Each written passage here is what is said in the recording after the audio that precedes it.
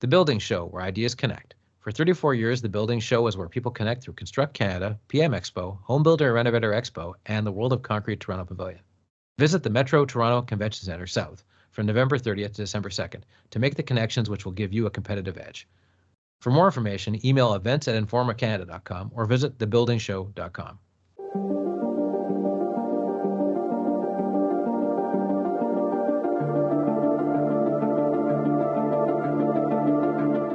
Hello and welcome to the Construction Record Podcast. I'm digital media editor Warren Frey, and in this episode we have numerous interviews with stakeholders and advisors in the public-private partnership space. The Canadian Council for Public-Private Partnerships 30th Anniversary Conference is taking place on November 21st and 22nd in downtown Toronto, and we'll certainly bring coverage for the conference itself. But here we have 4 interviews about the conference, the current P3 climate, and a look back at the past 30 years of P3s in Canada and how things have changed. Our first interview is with CCPPP President and CEO Lisa Mitchell. This is the first one in I think 3 years, ever since the pandemic, obviously. So let's talk about what you guys have in store for us in terms of a quote unquote new in-person conference. Yeah, it's a little over 2 weeks away, which is, it's crazy to think about with all the months of preparation for this.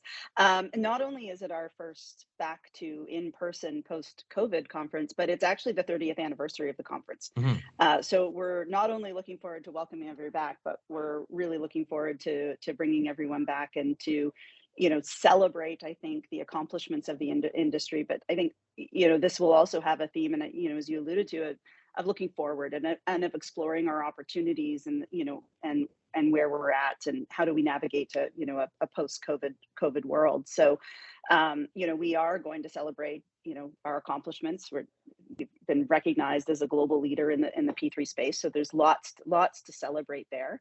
But as I said, I think it's a bit of a time for us to reflect on lessons learned too, what's working, mm-hmm. where we need to adjust.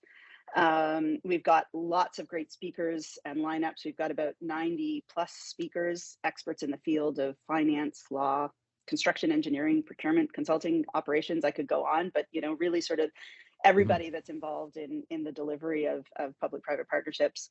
About 16 panel discussions. We've got about a dozen international delegations as well too, and 8 country profile presentations as well too. So we'll have an opportunity not only to talk about the Canadian market, but what's happening in some of our global counterparts and what they've got underway as well too.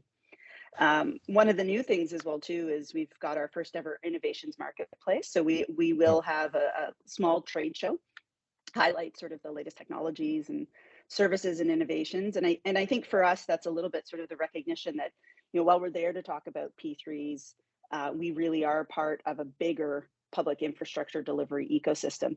And as we talk about moving to net zeros, we talk about innovation and new technologies, that there are people that are not necessarily specifically P3 focused, but are part of the community. So we're looking forward to welcoming them in as well too. Okay. I know everybody had all of COVID thrown at us, but in the conference space, we attended probably more conferences attended. By attended, I mean sat at home watching these things. And everybody I worked with, because we all attended the P3 conferences, the virtual ones, agreed you guys put together one of the best ones. I'm assuming you had to come up with it on the fly, but you came up with a very smooth and virtual specific presentation. Is there anything you learned from those that you're going to apply to this? Well, I mean, look, huge kudos to my team for doing that. I was a delegate to those rather than on the organization side. And yeah, I think a lot of lessons learned. I think about our ability to still bring people together and have meaningful conversations. But I also think, having been on the delegate side, I think, one thing that people I think are looking forward to this, getting back into person, is that we have the ability to network in a different way when you're face to face and when you're in person than you can in the virtual space. So we were able to get things done. We were able to have the meaningful conversations, but the value, I think, of, the coffee breaks and the first night reception, I think are things that people are really looking forward to. I know myself included. I don't want to take away the value from the content of the sessions themselves, because I think we've got a great lineup of discussions. But I do think that's one significant difference. But I also think that one of the biggest lessons is that we can continue to engage across this very large country by continuing to use virtual platforms. which we may have not necessarily considered in the same way before COVID. So I think that there's definitely some benefits to having gone through that in terms of how we engage with our members and stakeholders and the community. I mean, infrastructure doesn't happen in one location in Canada, it happens across the country. So how do we tap into that and continue the dialogue through the virtual platform? So I think a lot of takeaways there. Mm-hmm. And I know I've been to several of the in-person ones and of course the virtual ones as well. And you guys always get great speakers. Are there any highlight speakers you could tell me about for this upcoming conference? Yeah, I think, some really great discussions. I think it's not necessarily always like the great speakers, but also great topics. We're going to take a look at sort of the path forward in terms of, energy, net zero, and the engagement of Indigenous communities. We're also going to look at, new asset classes like broadband, but we're also going to take a look at some of the things that are sort of the fundamentals of P3s. We've got Laith from BMO Capital Markets, who's going to talk about the need for private finance. We've got people talking about the importance and the impact of including the operations and maintenance components. So I think that there's going to be a lot of really great discussions and some really, really knowledgeable people. As I said, I think, we can all sit around and have a conversation at sort of the 40,000 or 50,000 foot level, but how do we bring in the people that are really hands-on with some of this on the ground work that people are doing and make the conversations really, really meaningful. So I think I'm hoping we've been slowly rolling out the speaker lineup and what we're there to talk about. And I think there's going to be some great folks. We have some elected officials. We have the agency heads and the CEO panel as we normally do. So it's really shaping up to be a great program. Okay, and finally, this is more of a 10,000-yard view question. P3 is all about managing risk, and we have seen nothing but that for the last 3 years or so, including stuff like COVID that came out of nowhere, and we didn't, we obviously didn't see it coming. So where is P3's role in all that now that you've got these risks that are a lot less predictable than they used to be? It's a great question, and I think in terms of navigating the post-COVID world, I think I'm not sure that we're there. We have all the answers yet. I think we're still learning as things change, and and just taking a look at sort of the economy and inflation and the impact is just one area where it's constantly changing, and we'll see where it goes. So I think the one thing that I would say is that I think that this industry is well prepared to navigate the future. And I think our 30 years of doing P3s, where we started off with some projects, maybe one or two a year, some of them maybe off balance sheet, navigating the economic crisis of the early 2000s in a very different way than our European counterparts, expanding the use of P3s into new provinces, territories, the municipal level, bringing new assets to the foray. I think that's it. We've proven our ability to take stock, figure out what's working, figure out where things, may need to be adjusted to deal with market realities. And I think we've got that 30-year history to build on. So I'm very confident that collectively we've got a bright future. We are dealing with an unprecedented set of circumstances. I mean, that's and it's not just the P3 space; that's the infrastructure space, writ large. But I do think that our market has ebbed and flowed over the years. I think we were on a really, really strong footing and a really committed industry to find a path forward. Okay, great. Thanks for joining us, Lisa. Great. Thank you so much. Our next interview is with Johanne Mullen, who is CCPPP's Vice Chair, as well as a partner in National Capital's Project and Infrastructure Leader with PWC Canada. So I guess what I'll start with is how you see over the past 30 years, because this is going to be the 30th anniversary of the conference, how you see sort of the history of P3s. I know that's a pretty broad brush, but sort of how have they progressed in Canada over the last 30 years, from your point of view? Yeah, it's a great question, Warren. So if I think back to the start both of the council and of the P3 industry in Canada, when we started off 30 years ago, we were very much, I would say, importing learnings and precedents from other jurisdictions that had started turning to the model successfully. And I'm thinking notably of the United Kingdom and of Australia. So we were looking to them to help teach us on how to apply the model here. And we were replicating it, I would say, in asset classes that had been successful in those jurisdictions. So if we think of the first P3s in Canada, were really focused around healthcare, so academic medical facilities. We were looking at doing it with roads. And so those were the very first projects that we saw here. And they were very successful. I think there was a lot of education that took place at the time. And I think what I have found most interesting is that over the last 30 years, we've done two things. One, we have figured out how the model needed to be adapted and changed from how they had been structured in other jurisdictions to make them fit and work in Canada. And when I say Canada, obviously, as you know, it's several provinces. And so it's multiple jurisdictions, while also trying to create a consistency in how each of those Canadian jurisdictions shaped P3s and took them to market, so that bidders would understand, what to expect when those RFQs and RFPs hit the market. The other piece of it is the model has been very nimble. So it has been flexed to apply to new asset classes, new jurisdictions. So I think of very successful projects that have been done by municipalities. A growing number of provinces have applied the model, and we've started applying the model in asset classes such as water and wastewater, transit. And when I say transit, not just light rail transit and LRTs, but buses, maintenance centers, long-term care when we look at healthcare. So also looking at how we can apply P3s to smaller projects and help protect the interests of the public sector, the taxpayer, and leverage private sector innovation and knowledge.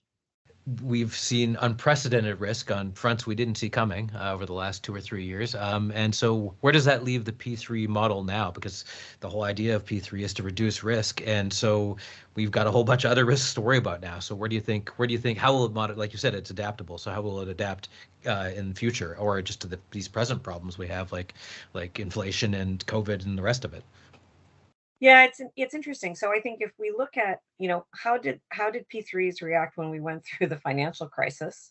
And I'm sure, I know at the time, when it hit in 2008, a lot of projects and procurements that were underway, I wouldn't say were stopped, but there was certainly a reflection done so that we could figure out how to adapt the process to de-risk it certainly from the lending perspective.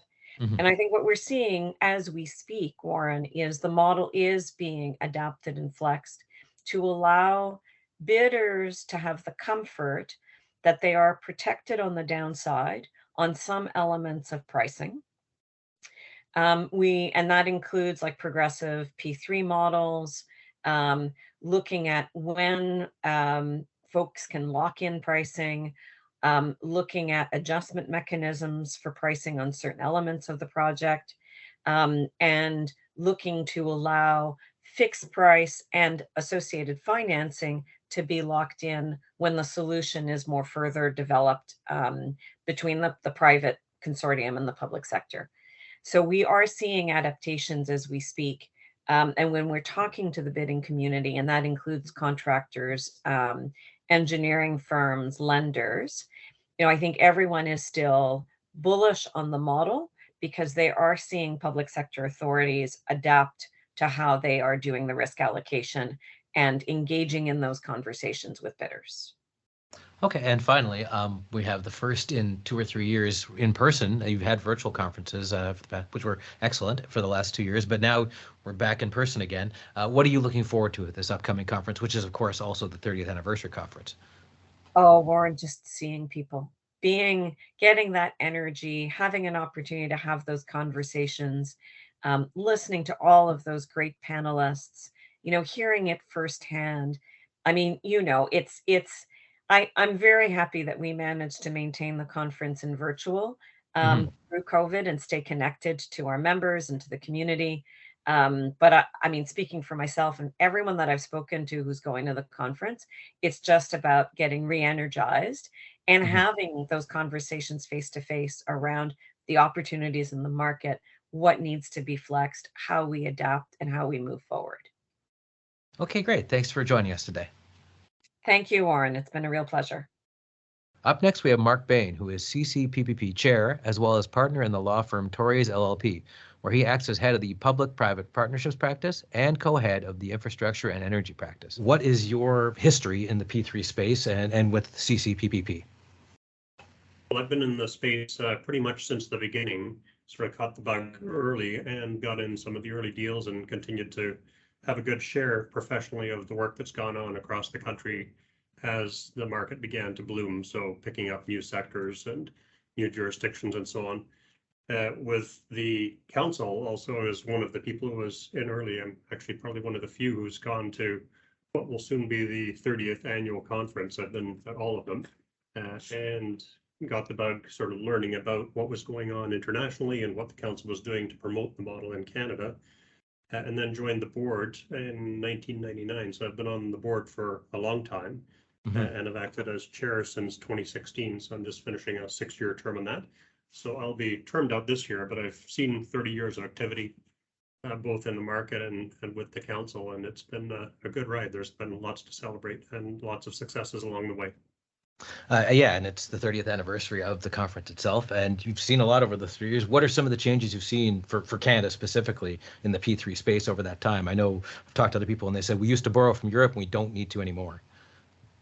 Yeah, there's been quite a bit of maturation and evolution. I mean, I think I would probably go back a little bit before starting about what has changed to sort of the strong foundations that enabled the market and enabled the council. And when you go back 30 years or so ago, really, there were a number of visionaries who had this idea of adopting a good idea that had taken root in the UK and in Australia of trying to leverage private participation in infrastructure. And I'll credit some of the people who really were in early and got the ball rolling. And that would include private sector visionaries like John Back of Aecon, Jess Smith of Ellis Dunn, Jacques Lamar, and of SNC-Lavalin, who coupled with a number of political leaders of the time. And interestingly, we've had nonpartisan or multi-partisan support really across the time from people who helped to get this thing going politically, including ministers of finance or former ministers of finance, Donald MacDonald, Michael Wilson, Jim Flaherty, John Manley. So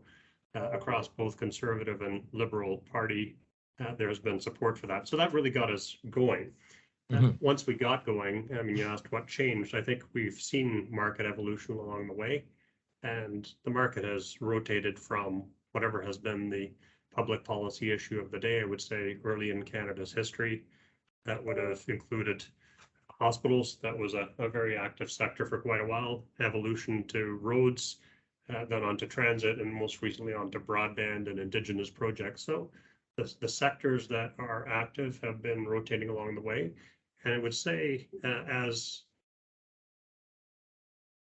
with sort of Ontario, British Columbia, and some federal government projects, but it's taken hold in almost every jurisdiction across the country.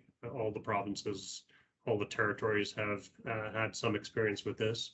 And more recently, I think at the municipal sector and in the Indigenous communities, it's taken root as well. So I would say it's a good idea that has been spreading along the way. Commercially, what has happened is, you're right, initially the idea came from afar and there were a lot of participants, including lenders from outside Canada. I think we now have a strong domestic market that can handle many things, and it's still certainly the case that we see proponents from outside Canada, lenders from outside Canada, and so on, but there's a very strong domestic capability that's grown up to support the market in Canada.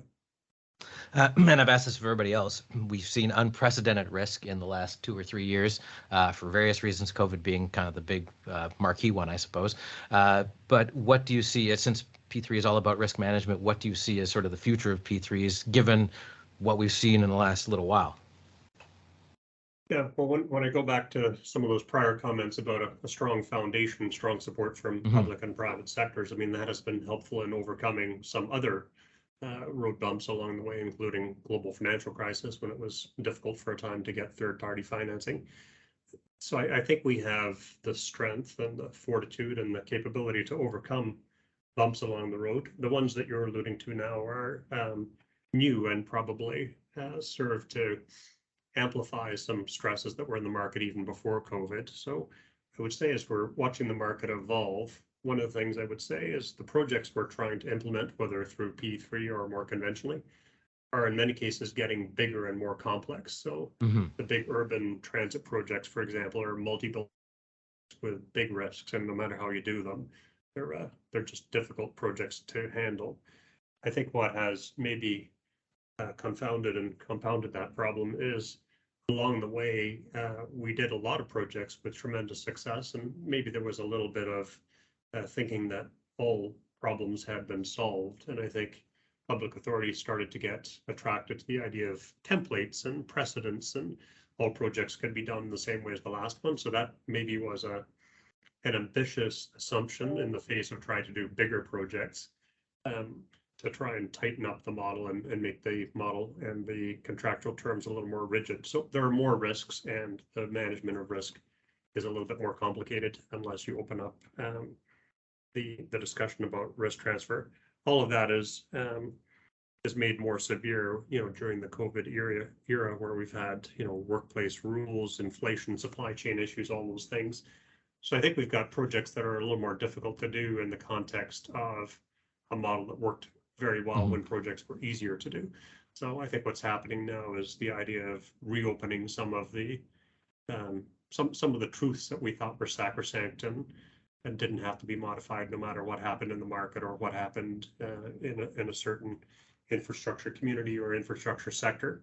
So we're now seeing the rise of things like more collaborative models and rethinking of things that once worked, but now in a more challenging environment are not working so well. Having said that, I think the foundations of P3, the principles of P3 remain valid, and I think with some flexibility and some reopening of discussion about the best way to achieve the goals, I think this remains a valid idea. Finally, we're going to the 30th anniversary and first in person in a while. Yes. Of the conference, coming up on the 21st and 22nd. So assuming you're going, what are you looking forward to besides seeing real live human beings again in a conference context? Certainly looking forward to seeing a lot of people in person.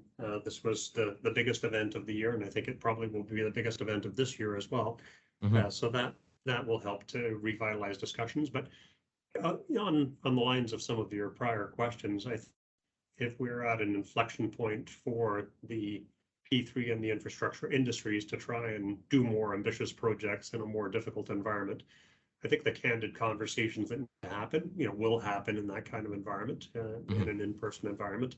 So I'm looking forward to some dynamism and some innovation and some fresh ways of thinking. And as the market is trying to do that, what I would also say is I'm looking forward to the rollout of Council 2.0, because in the last couple of years, we have struggled with COVID, as has everyone, and the market has struggled through projects. But we now are at a point where we have a new strategic plan, a new leader in Lisa Mitchell, who I think you've interviewed as well. We'll have a new chair coming in, Johanne Mullen, who I think you've spoken to as well. Yep. So in this podcast, yeah. So we have new leadership coming in. We have a renewed sense of purpose, a renewed strategic vision, and I think you will see the council starting to engage more actively with the market, trying to use its convening power to sponsor and moderate the important discussions that need to be had about how to carry on in a more challenging environment than it used to be. So anyway, I'm looking forward to some difficult, perhaps even fierce conversations about where to go next. Okay, thanks for joining us today, Mark. Pleasure. Nice speaking with you, Warren. And finally, we have Mark Romoff, the former president and CEO of the Canadian Council of Public-Private Partnerships. Mark looks over the past history of the CCPPP, where he sees the industry going, and what he's looking forward to at the upcoming conference. I'm delighted, Warren, to be able to join you today and to have a chat about what is a wonderful organization and obviously a sector of real importance in Canada. So thank you for the opportunity to speak with you. Oh, you're welcome. Let's start with that. How did you get started with CCPPP? Well, that's a very interesting question. As you may know, I spent the majority of my career as a Canadian diplomat and served in a number of countries around the world in Africa, Latin America, and Asia. And when I stepped down from the Foreign Service, I was recruited to become the founding president and CEO of the Ontario Centres of Excellence, which is an initiative in Ontario that links academic researchers with the private sector in order to get new technologies and new IP commercialized. And I did that for 5 years and stepped down to do some angel investing. And along the way came this opportunity to join the Canadian Council for PPPs as a president and CEO. And I found that opportunity irresistible, given obviously the importance of investing in infrastructure, which was the case then and continues to be the case today, because we know that, despite the fact that many countries are facing fiscal restraint, it's important that they continue to invest in infrastructure. I mean, we know that these types of investments drive economic growth and prosperity, it creates jobs, increases productivity, and maybe so important for Canada, it promotes our own global competitiveness. So these are really important outcomes from investing in infrastructure, and that couldn't be more timely than today as governments focus on post-pandemic economic recovery. And what are some of the changes you've seen since when you started to now, just in the organization itself, in terms of what you guys tackle, and also in terms of the wider P3 space? Yeah, that's a fascinating question as well, because at the outset, some 30 years ago, of course, we were very committed to innovative thinking around infrastructure investment. And that's what led, of course, to the adoption of P3s in Canada and the creation of the council itself. But over the years, the council as an organization has grown. Initially, it was very focused on an annual conference. Today, it's grown its membership to include representation from right across the sector and beyond, and certainly with global membership as well. And the activities that the council gets involved in are substantially more than the conference. So the organization is very engaged in organizing a number of webinars and seminars to tackle the key issues of the day. There is considerable attention being paid to the importance of infrastructure policy. And as a recognized organization of substance in this particular space, governments, both at the federal, provincial, and territorial level, have very keenly interested in working with the council on policy issues, but importantly also about undertaking work to help jurisdictions around Canada who to this point haven't adopted a P3 framework to do just that. So we've been there in order to provide advice and guidance and support, and to talk a bit about the approach that Canada has adopted and that has been so successful and recognized around the world as best in class. So that's become a priority for the council. And also more and more, the council is engaged now in providing training programs and development opportunities, again, for individuals in the sector, either working already with companies or keen to get into the infrastructure business, to learn more about how to adopt partnership models that will enable a successful infrastructure to come to market.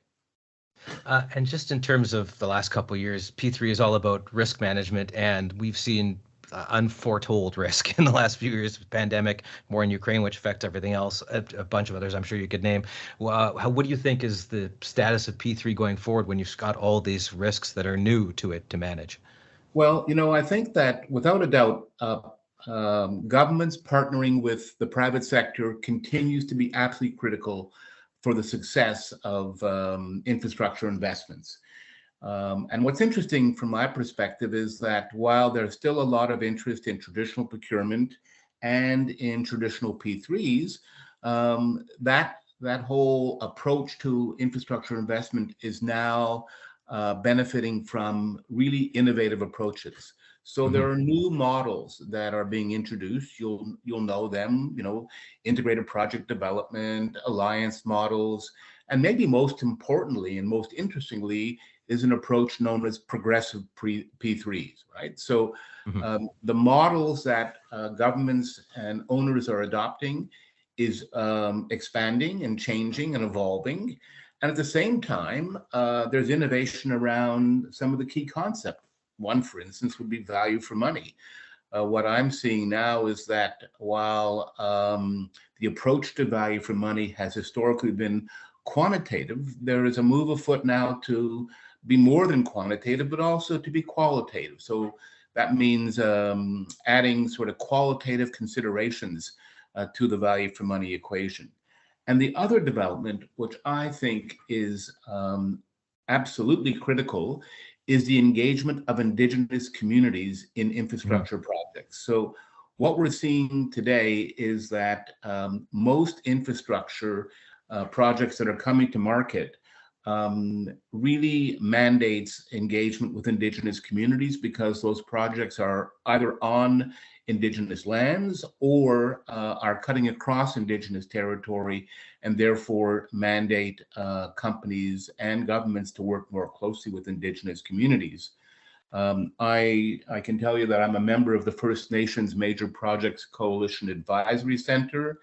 And what I've learned there is that First Nations, but also the full range of Indigenous communities are keenly interested in making sure that they are benefiting from partnerships with the private sector to ensure economic development for those communities. And that means that they want to now become co-developers of projects, be equity investors in these projects, and decision makers around projects that are taking place in their territory. So it's a very interesting time. And what we're seeing now is that there is a strong commitment to building those partnerships between Indigenous communities and the private sector in order to enable these major projects to go ahead. It's interesting. I was at a conference a little while ago, and the tagline essentially in the end was that all roads to net zero run through Indigenous lands.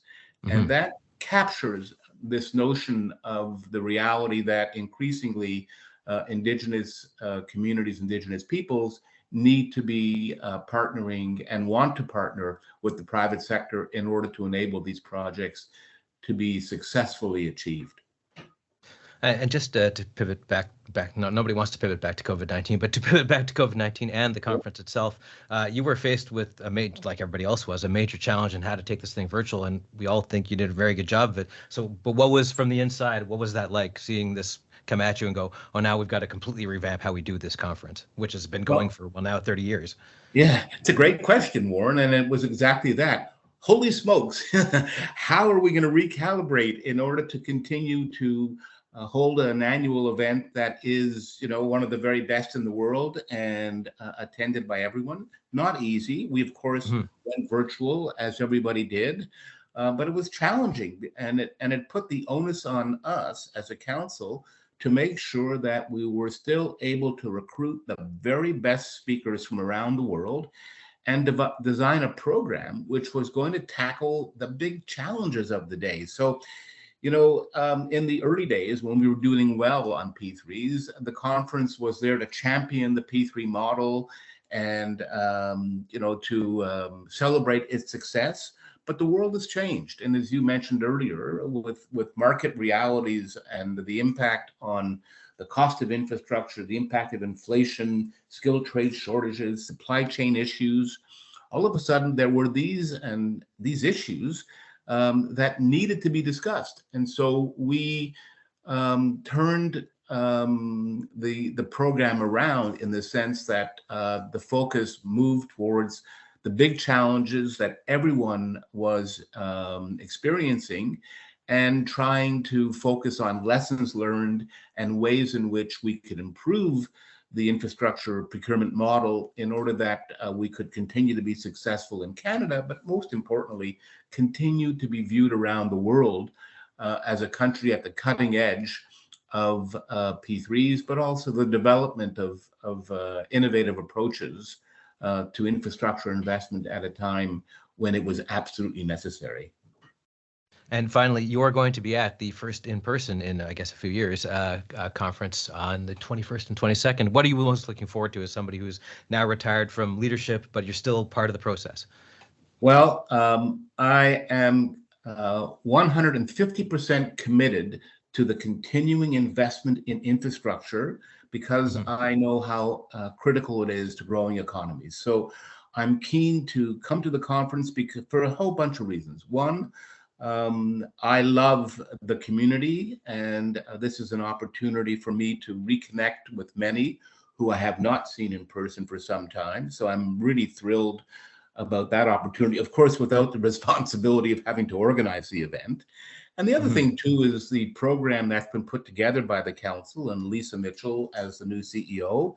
It looks very strong. There are lots of great speakers and panels that are really relevant. So I'm continuing to, focus on my own learning. And so the opportunity to sit in for those sessions will be really valuable for me.